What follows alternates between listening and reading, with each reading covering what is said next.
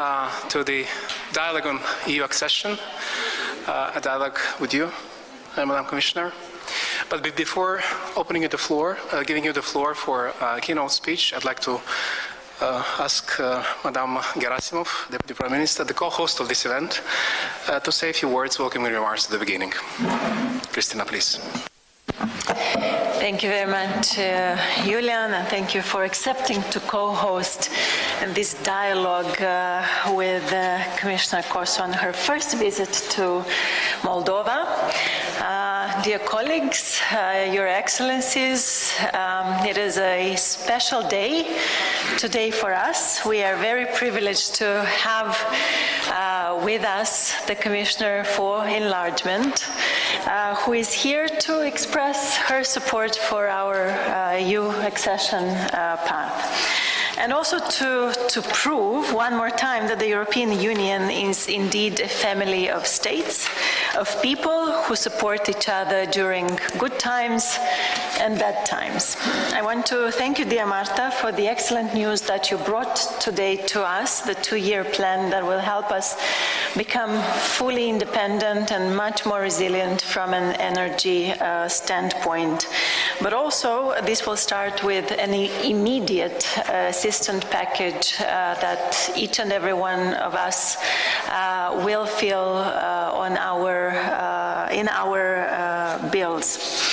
I would like to also take this opportunity to thank the Commission, your brilliant team at DG NEAR, your cabinet who walks us through the thousands of pages of the acquis since the last year when we started this incredible journey together of the EU accession negotiations. Exactly 1 year ago, on the 7th of February, we had our kickoff meeting for the explanatory screening in Brussels. It was only 2 days after the moment when I was sworn in as Deputy Prime Minister for European integration, and very little did we know then what to expect and what was lying ahead of us. We were literally terrified of the uncertainty of the road ahead. But we worked hard, and step by step, we are where we are today. In the midst of a very long and complex process of preparation of our country, of our society, of our economy for accession, but one that we take with full commitment and full responsibility. That is because everyone in this room knows how rare such windows of opportunity are, how rare history offers such windows of opportunities to countries like ours. We want to make sure that we put in 100% of our efforts to be prepared for accession at the best of our ability. That is why today we invited colleagues from the working groups, the Sherpas of all of the work you see in Brussels when we come for the screening sessions week by week. They are the ones who guide colleagues exactly across tens of institutions to work together and to deliver on the reforms of our European agenda. We also invited today to this dialogue colleagues who have been supporting the efforts of the working groups from civil society, from the academia, from the private sector, the local public administration, and colleagues, of course, from the Bureau for European Integration. All here to meet you, to have a dialogue with you about our present and about our future. I want to take this opportunity also to thank all of you for all of the hard work that you are putting in every single day to speed up the process of our EU accession. This is still, of course, a lot to be done ahead of us. And today, I would say we're terrified of the certainty of the road ahead of us. But I'm trustful that if we continue to work together as we have been doing for the last year or so, we will make this ambitious goal of ours to bring Moldova in the EU a reality. So, dear Marta, thank you so much for joining us. Everyone here is present to have a dialogue with you. So therefore, without further ado, give you the floor. Thank you so much, dear Deputy Prime Minister, dear Christina, dear ladies and gentlemen. I met you, I think it was the second week of my mandate in December. And first, you made an impression on me because, I was on my side with my team, and you, Christina, on the other side. It were 4 women. So now I see a lot of women present here. Congratulations. It's not about only the women, but why I mention you especially. When I became a commissioner, I told myself, wherever I will go, I will meet powerful women and civil society. And thank you for enabling me this. Yesterday I had dinner with great, powerful women. Some of them are sitting here. Today I have the possibility to speak to you. At that time, Christina, I promised you that you will never walk alone on your path to the EU, that Moldova, your government, you personally can count on me. But after being nearly 24 hours here in Chisinau, I see that I can also count on you. You said that it's so much to do. But this is so much to do for us too, because you are pushing us to our limits. You are so quick of what you want to do, so we would love to answer. And until now, it was possible to do this, so it is a kind of both-way project. How can we deal with this? And at that time, I also said that my travel plans would be mirror the efforts the countries are making in their reforms on the accession, and this is why I am in Moldova today. Your country is really a special example, and therefore I would love to congratulate you. Your reforms made it possible for the Commission to work 2 to 3 times faster than we have done this in the past. I am Commissioner for Enlargement, a passionate Commissioner for Enlargement, because I really think that this is a window of historic opportunity which we should use. Together with my team in Brussels and the delegation here in Chisinau, we are doing everything we can to walk together on this path. For me, this has also is a personal mission. Namely, my life has been shaped by the enlargement. I grew up in a communist country of Yugoslavia. Today it doesn't exist anymore. So today it's Slovenia. We got independent in 1991.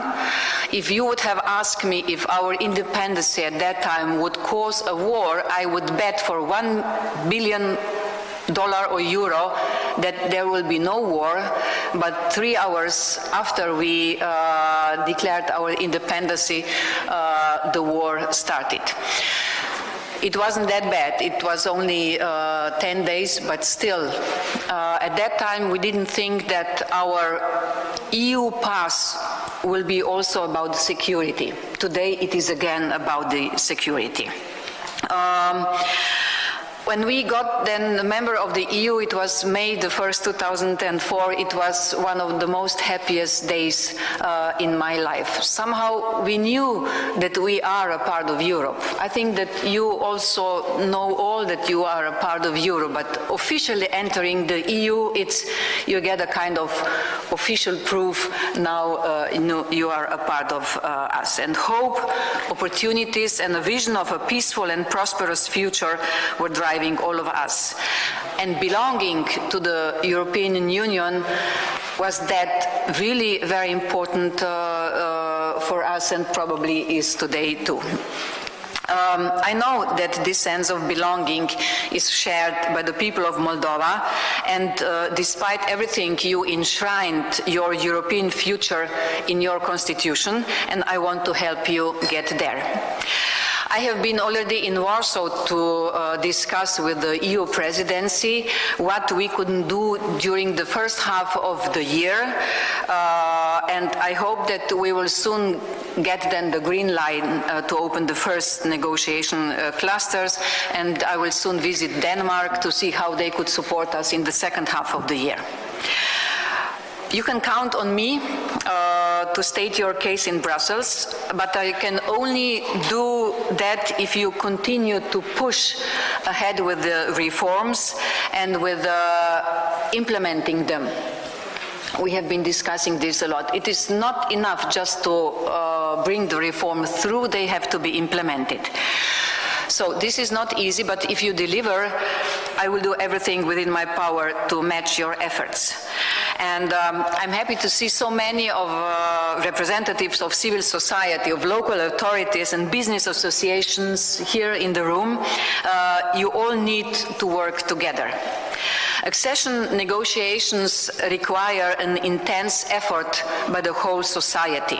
Since my first day in office, my advice to all the candidate countries has been to make accession a national project. That's why I'm not only meeting politicians here in Moldova. I told you last night I had dinner with some of Moldova's most inspiring women, leaders in civil society who work every day to ensure that Moldova's European dream doesn't fade under pressure. And my next meeting will be with a group of young Moldovans who are serving as young European ambassadors, because what we are doing is ultimately about their future. It is about your future, or to say it with the words of your poet Grigore Vieru, a different air, a different sky, a different stars. Alt aer, alt cer, alte stele. So, thank you. Moldova is living now this transformation to come to different stars, to different sky, to different air, and the stars on your horizon may be distant, but they are within reach, very much. So do your best to make sure that everyone, young and old, civil society, government and opposition, comes together to make this a shared vision. Only then can Moldova's dream of different stars become reality. In Slovenia, and when I say Slovenia, I have to say that I have heard during my visit many times, you know, Moldova is so small. I will tell you, Slovenia is smaller. So we are 20,000 square kilometers, you are 30,000, we are 2 million and you are more than 2 million. So when I was ambassador, once I talked to somebody and said, you know, it's easy for you, this was ambassador from Germany, it's easy for you because you come from a country which has more than 80 million people. And then I got the lecture for my life. And this ambassador told me, you are as small as you say you are, and you are as big you say you are big. So in the sense of the size really doesn't matter. And once you will become a member of the EU, you will have one voice, the same as Germany, the same as France, the same as Poland, the same as any other member states. So in Slovenia, when we were on the way to Europe, we had an agreement among all the political parties not to argue over the EU affairs. We were fighting on some other issues, but never on the EU accession. This unity was instrumental in finding consensus on politically sensitive reforms and speeding up the path to EU membership. And this is a good model to follow. This is what I have also told Speaker Grosso and the heads of parliamentary committees earlier today. I'm of course fully aware that for you the journey towards EU membership is more difficult than it was for my native Slovenia. What has changed? I would very simplify now, but I see three different stages when Europe enlarged in the last 20-25 years. For instance, in 2004, when my Slovenia became a member, it was simplified like this. If a candidate country has fulfilled the criteria, it was able to join. After 2004, it got a bit difficult because of the so-called absorption capacity of the EU, meaning not only if a candidate country is fulfilling the criteria, also the EU has to be ready to accept them. So it was possible, but more difficult. especially in the last 10 years, before this commission, where actually we didn't want to enlarge because there was the idea of the member states that we should more do on the deepening side, not on the enlargement side.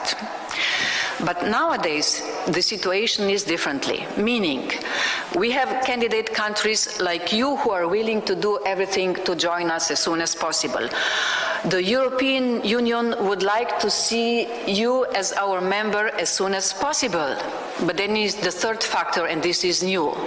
At the same time, we have external disruptive forces who would like us to see failing the European Union and also Moldova.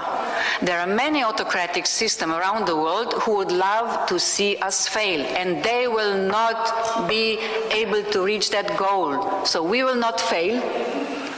Why? The geopolitics today is very much complicated. But we will not fail because joining the EU is not only about the economy. I was talking today, what is the most important part of the government or of the parliament? It is doing the best for its people. And doing the best for its people, it's not only about economy, it is also about democracy, it is about human rights, it is about the rule of law, and it is about the solidarity. And you have mentioned that we have reached today a big step in the energy resilience for Moldova. And yes, we also help the left bank on the base of solidarity. 2 years, the plan is for Moldova. So we are based on the solidarity, and we are experiencing this all the time in the European Union. It was like this during the COVID crisis. It was during the big floods in Slovenia. Also, for instance, 60% of our territory was flooded, so the damage was 15% of the whole GDP. But we were able to get help from the European Union.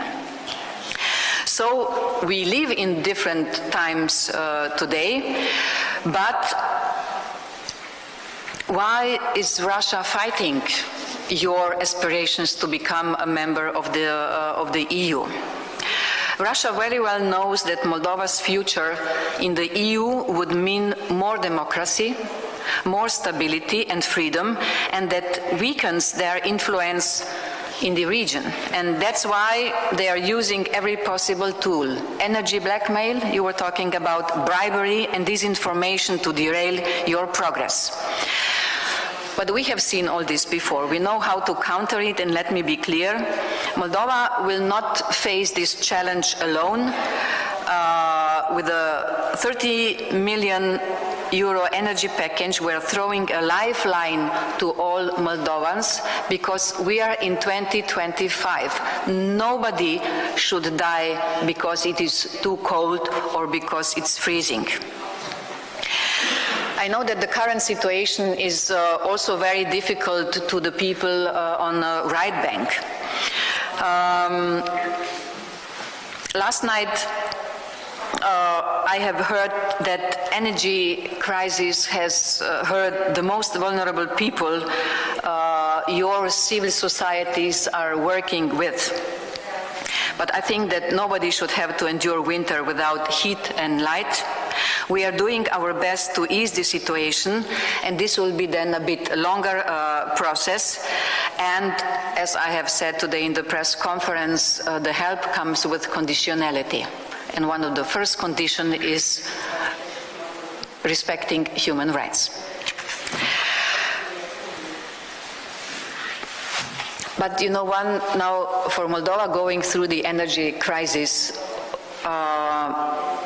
this is a process many European countries have done before.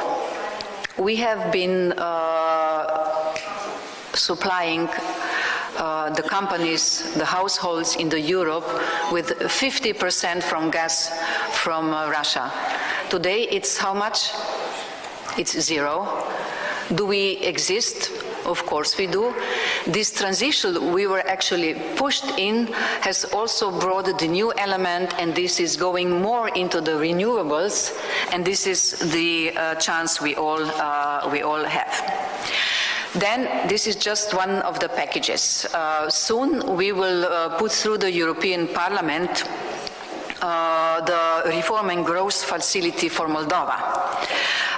This EU financial support package, which amounts to 1.8 billion euro, is the largest package we have provided to Moldova since your independence. And per capita, it is roughly the same. We are also helping Ukraine in the war. And we hope that this will boost your economy and bring you closer to EU membership. So, I promised you, you can count on me. We have been today already planning what to do in the next year and what to do during my whole mandate. So now I would like to hear from you, I would like to listen to you, what we could do more for your European way, or what are you willing to do to be a value added for the European Union. Because this energy package we have came to the agreement is not because you are, pardon my English, just Moldova. This package was able to happen because you are a candidate country. So you are already ours. We treat you differently than some other states who are not yet our candidate countries. So I was speaking about how we can help you, but now, if we turn it around, this narrative is also what Moldova will be able to contribute to the security of the European Union or of the whole continent, what Moldova can contribute to the European economy, and what Moldova can contribute to democracy development in the world. I'm really looking forward to see you as soon as possible as a member of the EU. Thank